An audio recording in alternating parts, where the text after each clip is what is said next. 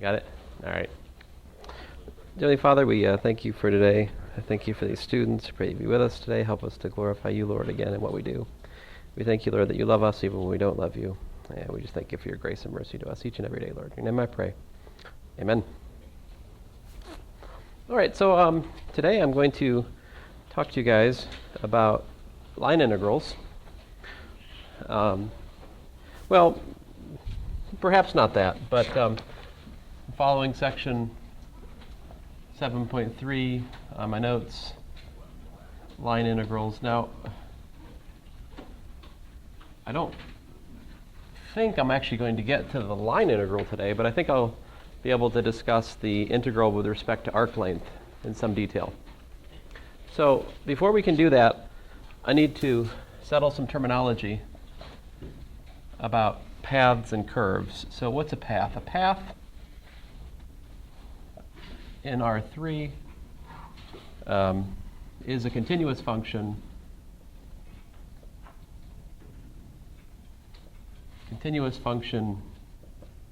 which I'll denote gamma vector with a connected domain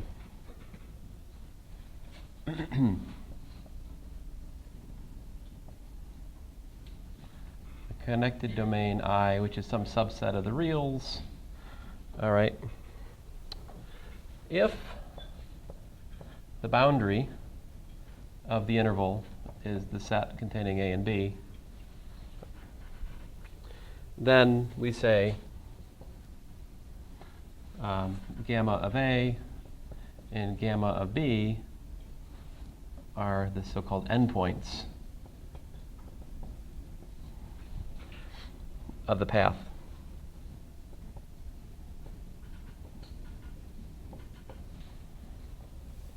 When gamma has continuous derivatives of all orders, we say it's a smooth path. If it has at least one continuous derivative, then we say it's a differentiable path. So we're usually going to assume that this.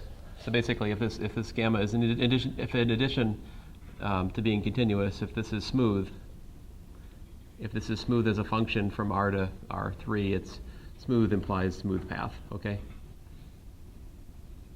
So smoothness of the function gamma gives you a smooth path. Okay, so usual case when the interval is simply the closed interval from A to B. I mean, I wanted to allow the possibility that the domain is the whole reals or maybe an open ray to infinity. That's why I've been kind of vague like this so far. All right. So when the interval is when the domain of the path is the interval from A to B, then the path is said to go from gamma of A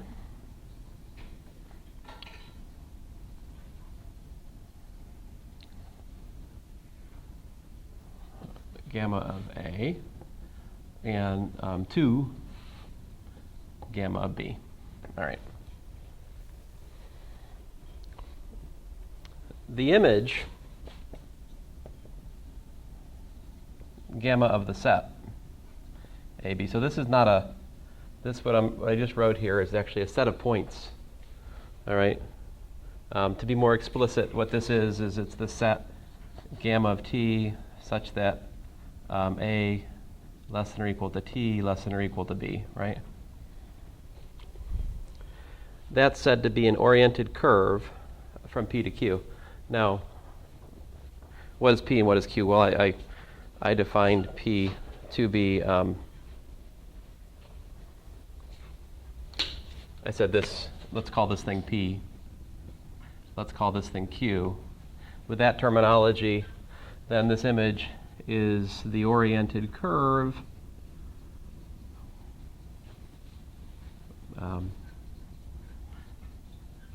from P to Q. The terminology I'm trying to stick with in here is the following. I'll kind of encapsulate it in a sentence here. A particular curve, a particular oriented curve, let's say, can be covered by many paths. In other words, a path is a parameterization of a curve. There are infinitely many parameterizations for a given curve. Now, if I say it's an oriented curve, I insist on those parameterizations sharing the same sense of direction as the curve. Okay? So just, example.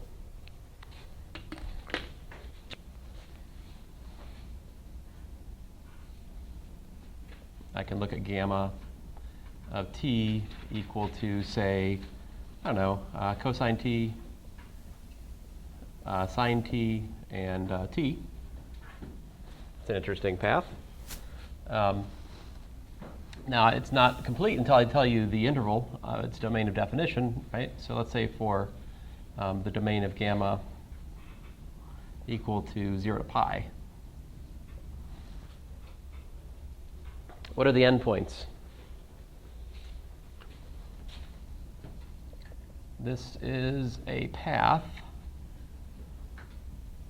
from gamma of 0, which would be what? 1, 0, 0. So that's my quote-unquote p in the definition, right? To what? 0. Gamma of pi, which is, you just told me, 0. 1 pi. No. Oh, -1, 0 pi. Okay, yeah. So that's my end point. Starting point 1, 0, 0, ending point -1, 0 pi. This is a review, right? We talked about these before.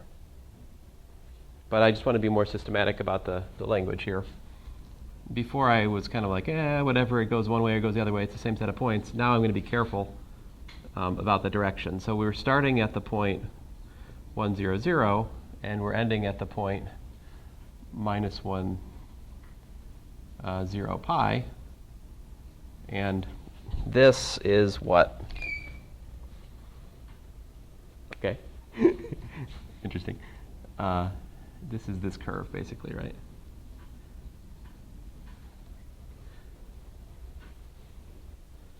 I mean, that curve that I've drawn in red is covered by this path. Okay. So sometimes I'll call the curve, I give it another name altogether. Often I would call this curve C.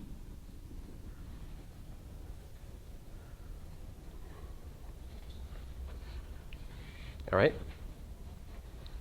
Nothing too earth-shattering here so far, right? You can also talk about the reversal of a curve. Let me just give you a definition here. What's the reversal of a curve? So if gamma is going from, say, A to B to R3, and by the way, there's nothing really especially three-dimensional about what I just did. You could just as well make this definition in 2 dimensions or in n dimensions so far, right? I just did it in 3 to be specific. So if the path is from AB to R3, then the reversal also from A comma B to R3 is defined how?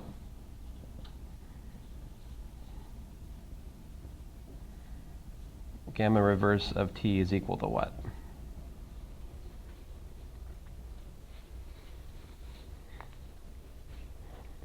How do you reverse the curve? Now I'm assuming I use the same domain of parameters, right? So the formula for this is the following. We just use the original parameterization, and what we do is we do a plus b minus t. All right.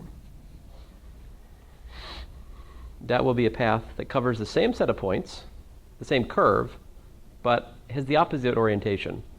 The starting point becomes the ending point. The ending point becomes the starting point. It's the reversal of the curve. If we apply this to my example, what do we get?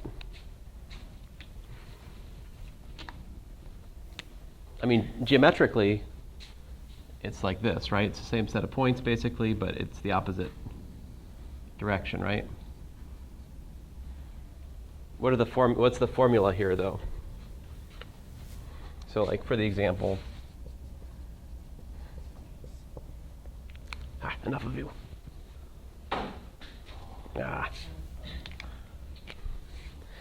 So we would have gamma of, what is it? A plus b is pi minus t, right? Which would be cosine of pi minus t, sine of pi minus t. What we got? Pi minus t, right?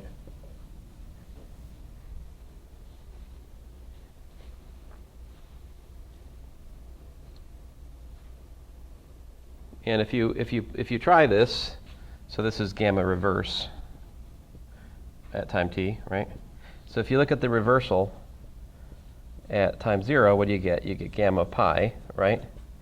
And if you look at the reversal at time pi, you get gamma of 0. So it goes the opposite direction, right? Now, if you don't care about using the same domain, how else could you do the reversal? If you wanted, what would be a different parametrization of the reverse curve? And sometimes you'll see this in other books. So,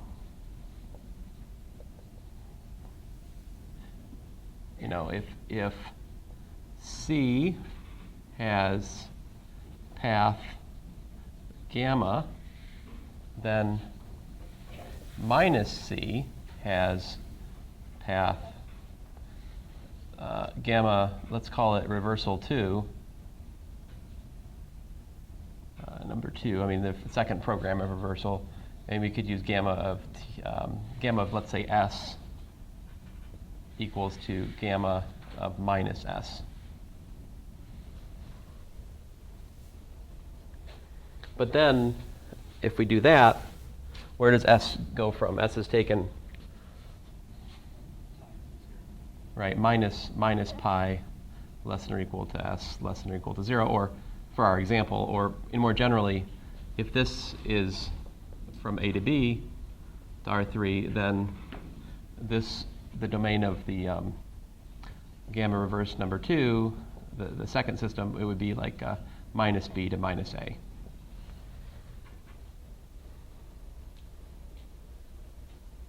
You see why it's nice to do this formula instead, of course, is because you can keep the same domain. You just have to, all right. Anyway, this is how to reverse I've given you two different ways to reverse the curve. How are the reversal of the curve and the curve related? I think we're going to stick with the first. I mentioned this as a passing comment. I'm going to stick with my original notion for reversing the curve. The nice thing about that is if I want to compare the reversed curve and the curve, it's a little bit easier, right? So what is, if we look at the derivative with respect to time of the reversed curve, right, at time t, what is that?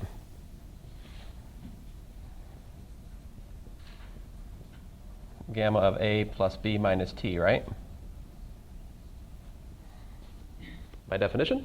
And then, so what's that? That's gamma prime at A plus B minus T, right? Times d dt of the inside function, which is just what? Right, it's minus gamma prime of A plus B minus T.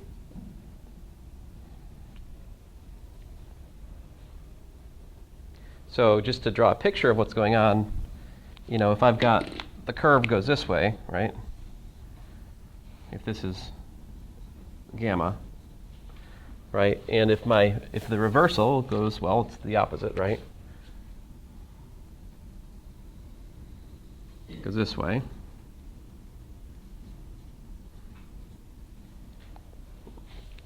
Then if we pick a particular point, right? If you fix some particular point, what you're going to have is what? You're going to have gamma prime going that way, whereas you're going to have gamma reverse prime going the opposite way, right? Nothing particularly shocking about this. They're tangent vectors pointing 180 degrees opposition whenever you look at two of them on the same point on the curve. Okay? Now this is an example of what's known as a reparametrization. What's a reparametrization of a curve?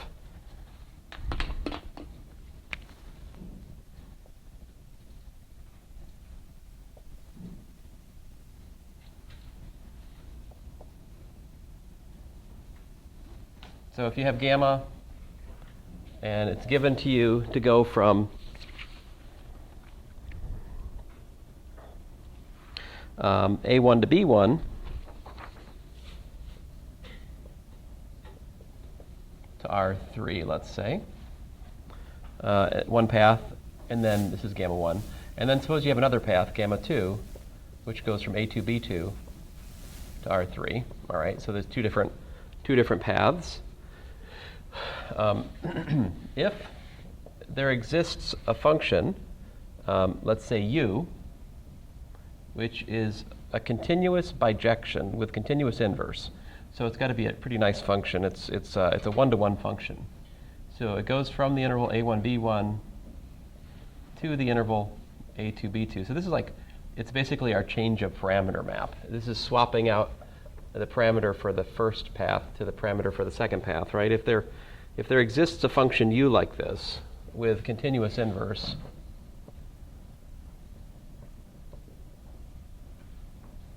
can't spell continuous u inverse. Where does u inverse go from? It goes from a2, b2, right, back to a1, b1,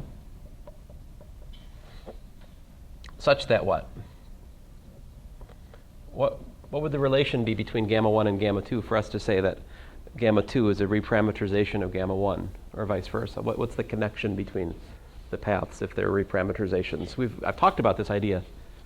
I don't think I ever wrote it down carefully yet. Yeah.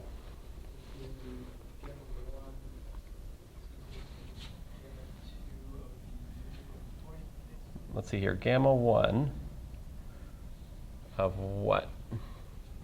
Of something is equal to gamma 2 of something, yeah.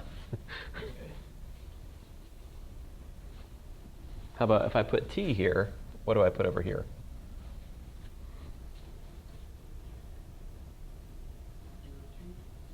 Yeah, u of t.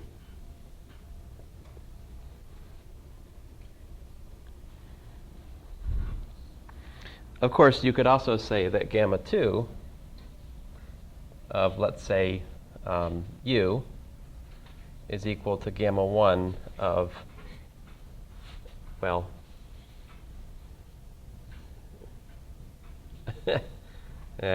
well, let me use an s instead. S, it would be u inverse of s, okay? So if gamma 1 is a parameterization of gamma 2, then gamma 2 is a parameterization of gamma 1.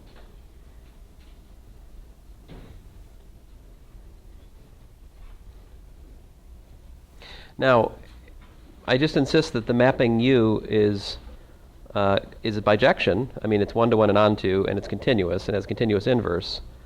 So what is that? What is the relation then between? Let me erase the second one here. What is the relation between? Well, I won't erase it. I'll leave it. What is the relation between the derivatives of gamma 1 and gamma 2 then? If it's reparametrization, it's d gamma 1 dt, right, is equal to, what is it? D gamma 2 du times du dt by the chain rule. When you write d gamma 2 dt, when you write this, what that means, of course, is you differentiate the gamma 2 curve, mean path, and you evaluate it at u of t, right?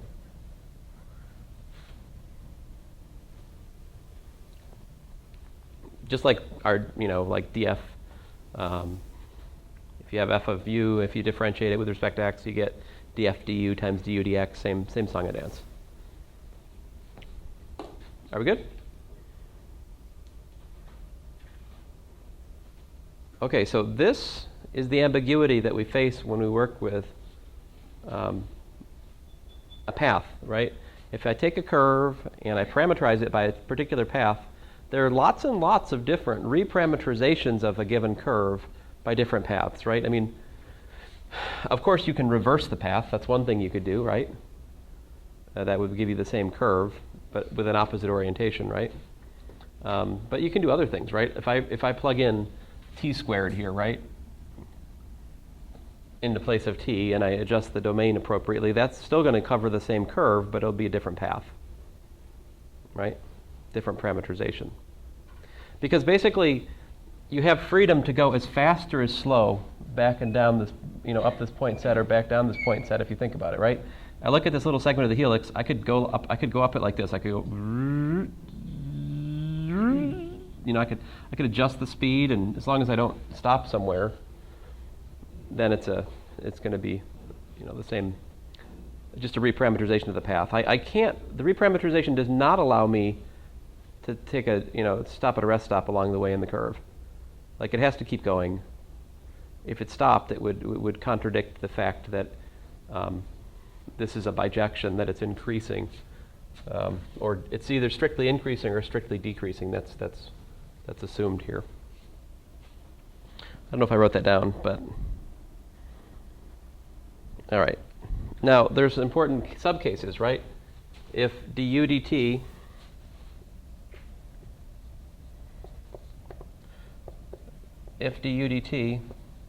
is greater than 0, then the parameterization, then the paths are consistently oriented, right?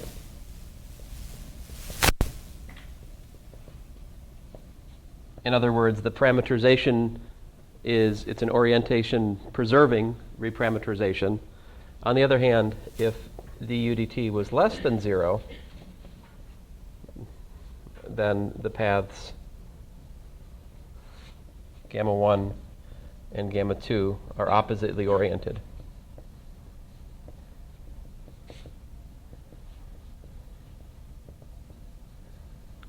So an oriented curve, all right, it's a set of points with a sense of direction, right? In other words, it's a set of points, and I tell you, here's a starting point, here's an ending point. That's an orientation for a curve. Or if the curve is without end, I give you 2 points on the curve, and I tell you which one came first and which one came second. All right? For example, a circle doesn't have really an ending point and a starting point, right? They're just, they're just points. There's no really terminal point on a circle, is there?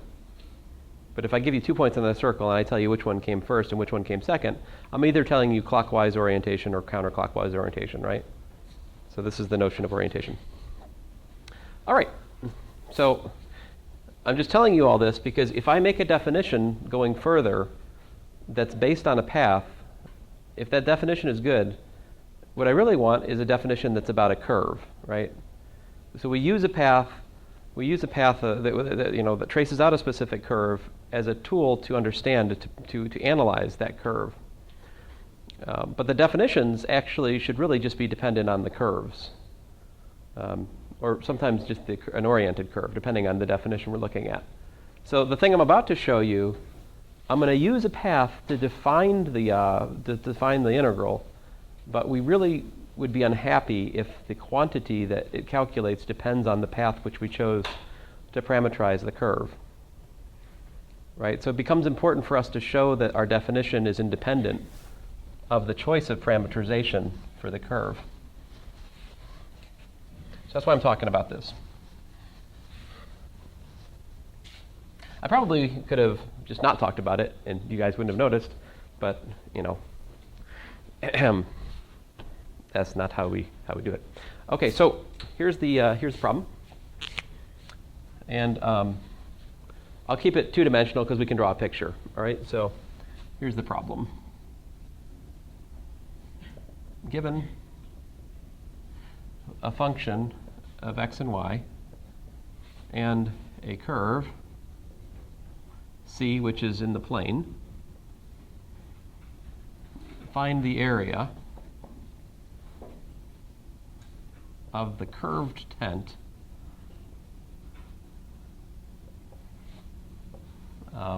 z equals f of xy along C. So let me try to draw a picture. Let's suppose that the curve, I'll draw the curve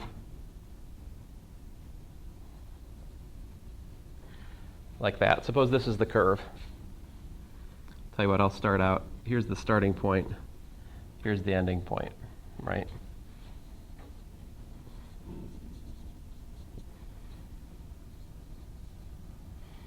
And I'm envisioning that R2 as being the xy plane, our usual identification of R2 with R2 paired with 0, okay? And then z equals f of xy along C. Well, you know what z of f of xy looks like, right? It's some graph. And let's assume it's positive for the sake of not going nuts trying to make this picture. So I don't know, just something kind of specific. Think of z being something like, how about like x squared plus y squared, just to have an idea. Just for the sake of the picture, think.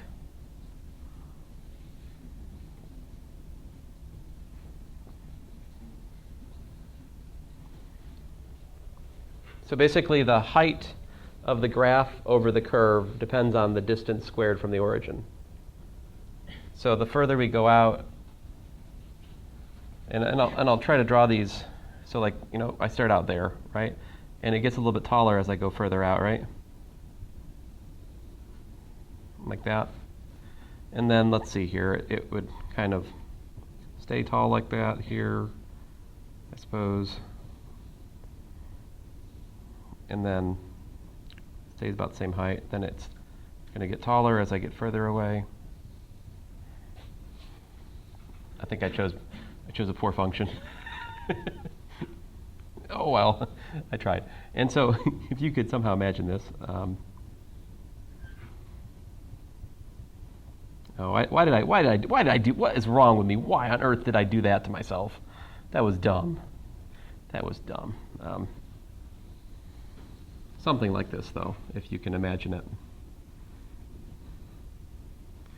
So that's on the other side. So what's the area? What's the area, if you can imagine that? Basically take a graph, if you like. Take some graph, right? Take some curve. And then just look at the area that's formed by taking the height of the tent above the curve to the, wherever it hits the graph. And so if you were to take this curved tent and just lay it flat, what's its area? Do we understand the question? Maybe I can do a simple one. Like, for example, if we just had, if you just had a line and you just had a plane that looked like this, then it would just be the question of like, what's the area of this just parallelogram kind of thing.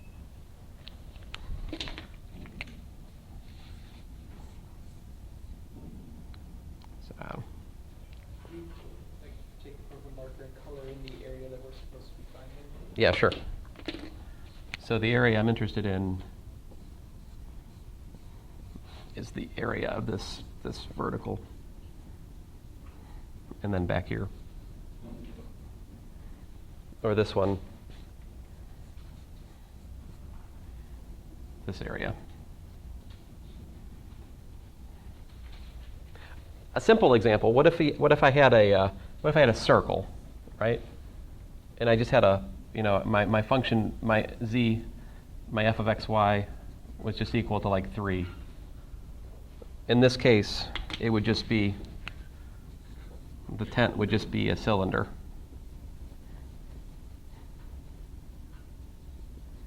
In that case, you could calculate the area. You just take the circumference times the height, right? And that would give you the area of the tent. So how do you set up such an integral?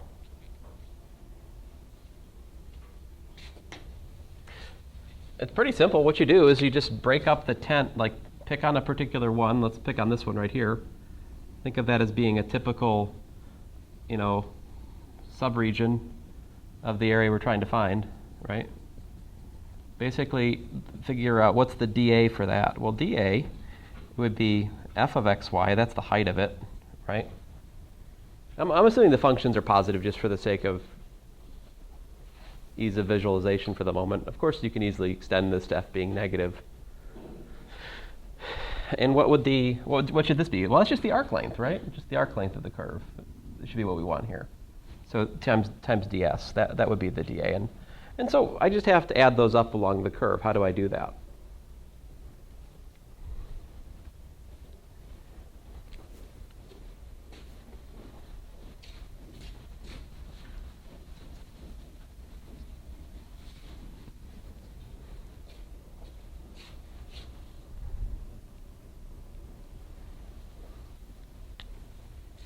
I submit to you what I do is I say, okay, so the curve is equal to, say, gamma of a comma b for some parameters, for some parameterization of the curve for a particular path. And then I define the following, the integral of f ds along the curve c, which is geometrically what I'm trying to describe over here. What I do is I simply integrate from a to b, and I take f, I evaluate it along the curve, gamma of t, that picks out the point x comma y that's on the curve. And then to get ds, well, I know what ds is before. I can think of ds as what? In terms of a path, I can realize ds as equal to ds dt times dt, right? But we learned before that ds dt is exactly just the speed. It's the magnitude of the velocity vector. So I just put magnitude of the velocity vector, d gamma dt, like so, dt. And there you have it. This is the definition of the integral with respect to arc length. It begs a question. I used a path to define it. I'm telling you, it calculates the area under this curved tent. Should it matter here whether I calculate the area from the starting point to the ending point, or from the ending point to the starting point? Right, it's the same distance, it's the same, it shouldn't matter. If I reverse the curve, I should get the same integral with respect to arc length. But I should have more than that. If I reparameterize the curve, I should get the same answer for any reparameterization, whether it's orientation preserving or whether it's orientation reversing. Okay? So we need to check on that to make sure this is a good definition. But before I do that, I'm going to show you a calculation or two, okay? So let's look at an example. What if the one I just erased, the helix is my favorite example. Gamma of t, cosine t, sine t. Oh, let me give it radius r, that's more fun. R cosine t, r sine t, t. And again, for 0 less than or equal to t, less than or equal to pi. And what do you guys want to, we can calculate whatever you like along this arc. You see what I've done. I motivated you with a 2-dimensional example, but now I'm now shifted to 3 dimensions. The thing I boxed, you could just as well do in 2 or 3 or 4 or 5 dimensions, whatever. It's fine. So, how about this? How about f of x, y, z equals to z? I like that example. We could calculate then the integral of f ds along this curve. So I'm assuming that the curve is equal to gamma of 0 to pi. All right, so let's do it. First of all, I have to evaluate the function at the path. What is z along the curve c? Along the path, to be more specific.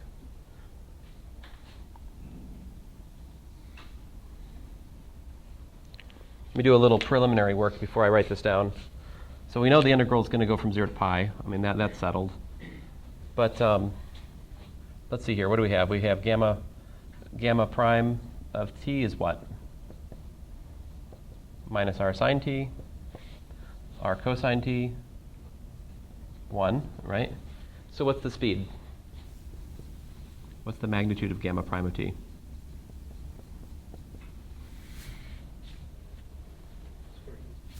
Square root of r squared plus 1, right? Because sine squared plus cosine squared is 1. So you see what I have to integrate then is simply this. T times the square root of r squared plus 1, right, dt.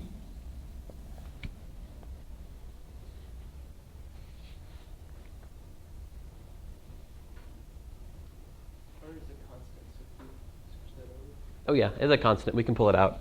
So what we have is the square root of r squared plus 1 divided by 2 times t squared evaluated from 0 to pi.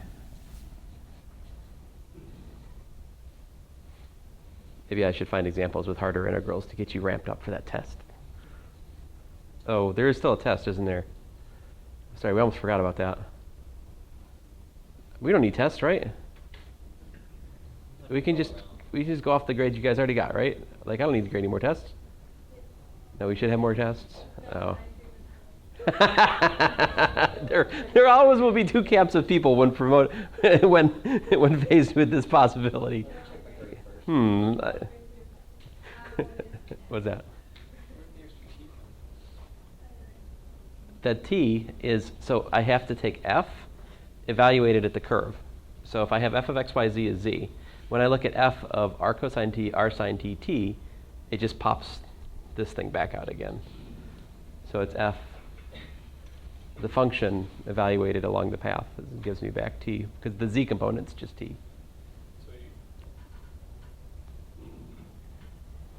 What I'm trying to say is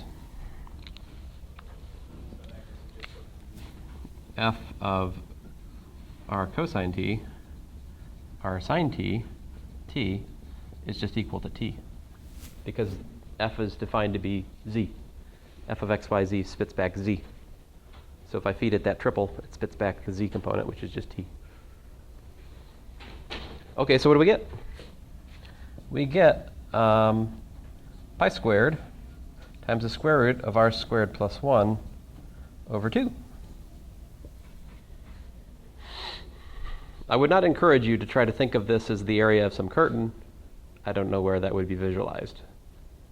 See, this is a three-dimensional path, so my geometric motivation is no longer relevant. The way to think about this is in terms of a physical interpretation. What is the integral of f times ds? What could we think of it as? Well, if f, right, if f is equal to the mass per unit length, if f is dm ds, then you see what this really is the integral of dm over the curve, right?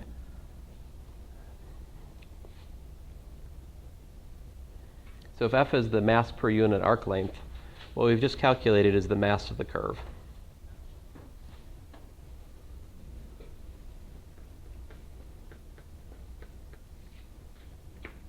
So I'm assuming that the helix gets heavier and heavier as you go up it in my formula. So it starts out with density 0 and goes all the way up to density pi per unit arc length at the end in this calculation. How would you calculate the centroid of the helix given this density function?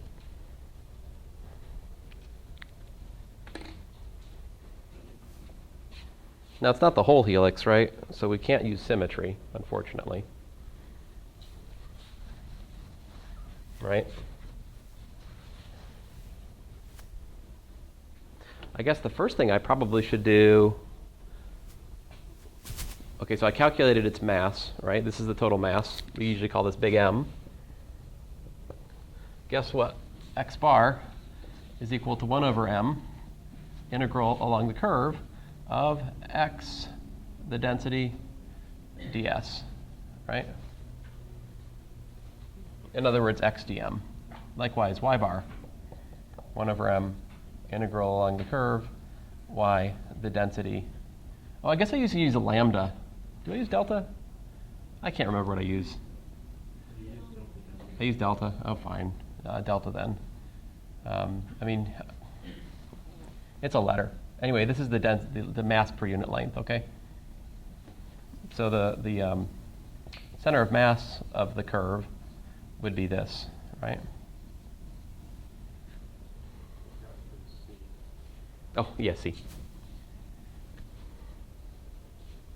And because, well, man, I don't know. I'm not sure I have symmetry. I don't think symmetry calculates any of these for this example, if you can visualize it, right? Because we're looking at this helix that goes like that, right? But the thing is, maybe a better picture of it is something like this.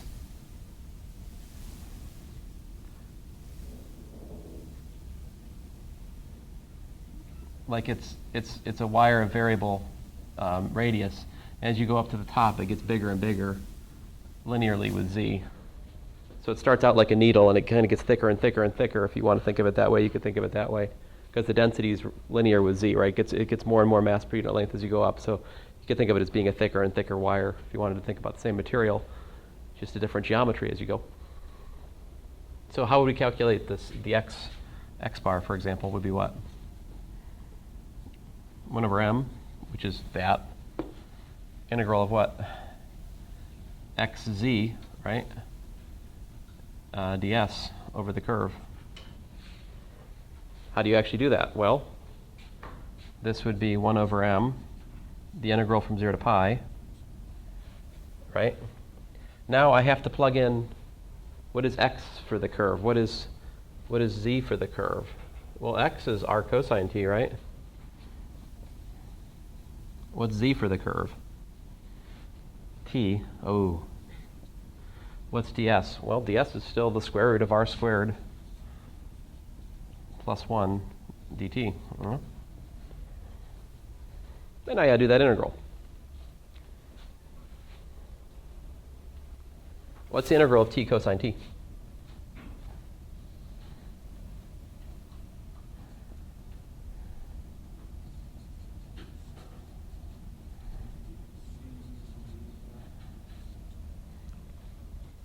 You guys want me to?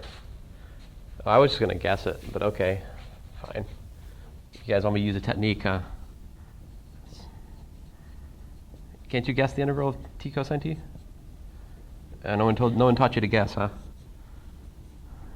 Guessing is a valuable technique. Fine, I'll use the technique. u dv. v du minus, so we do v du, right, uv, minus the integral of v du. So v is, so I get t sine t minus the integral of sine t dt, I think. So we get t sine t plus cosine t, I believe.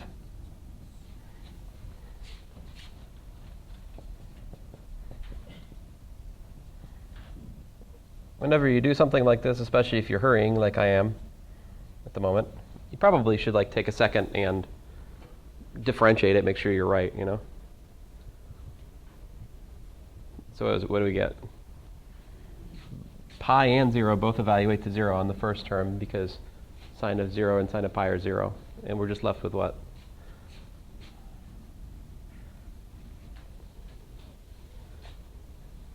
Cosine of pi. Is that right?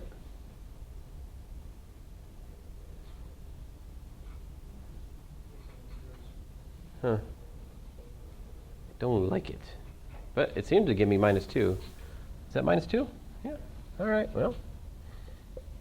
Minus 2 r square root of r squared plus 1 divided by m, unless I haven't made a mistake, apparently the... Oh, that makes sense, actually. Why does that make sense? The coordinate axes are in the middle of this, right?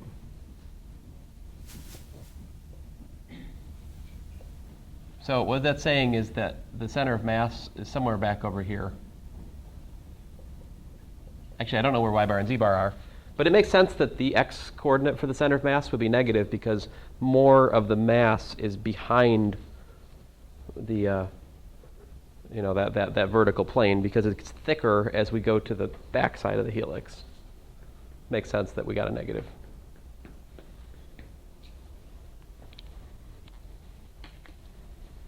All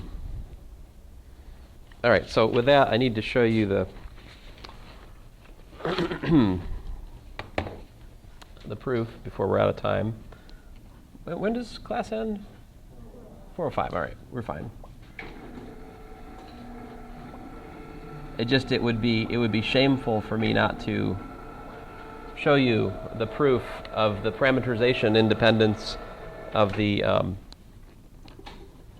line integral. I mean the integral with respect to arc length today. Now, since we've been talking about reparametrization and all that.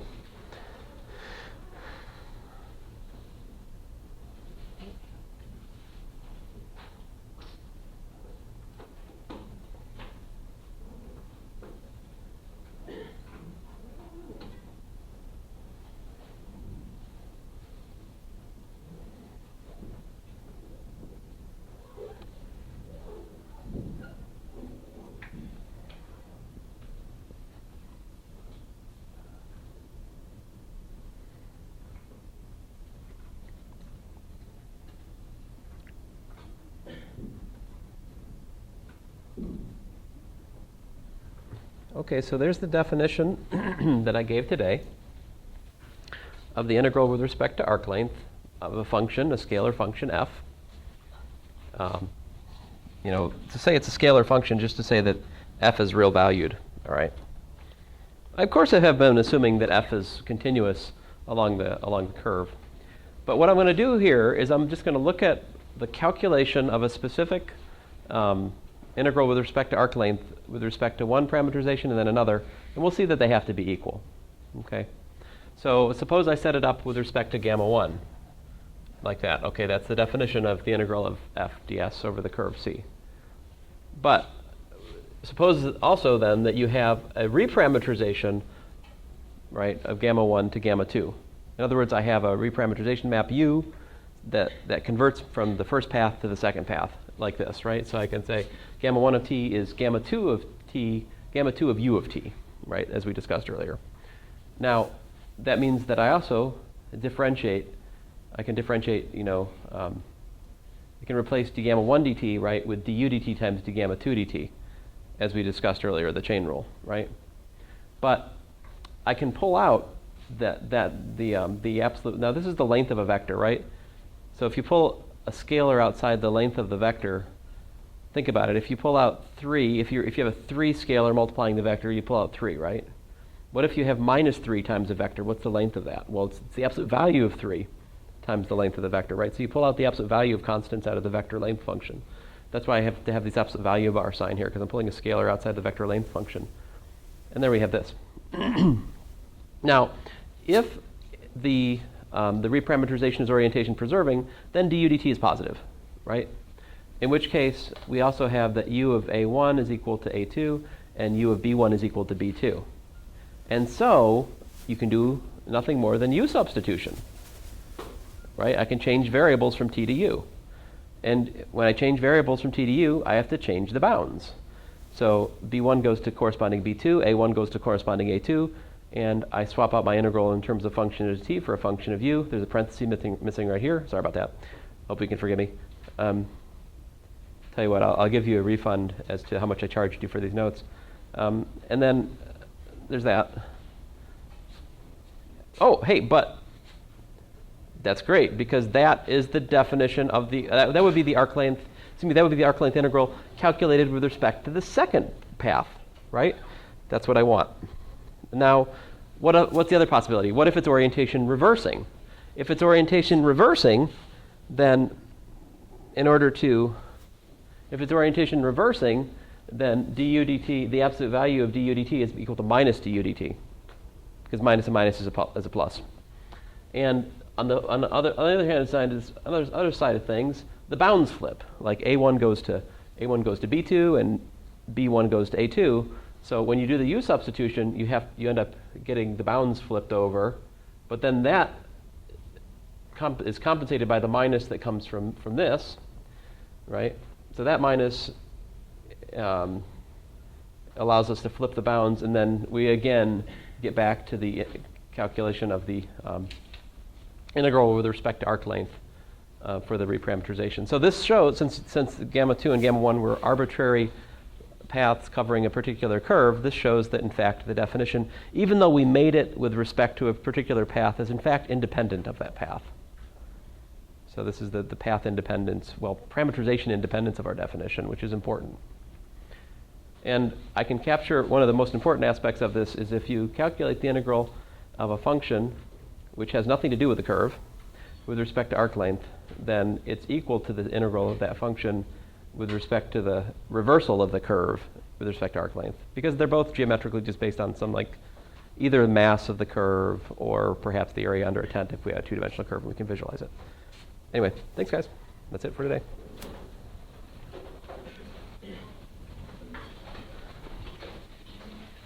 What? Uh-oh.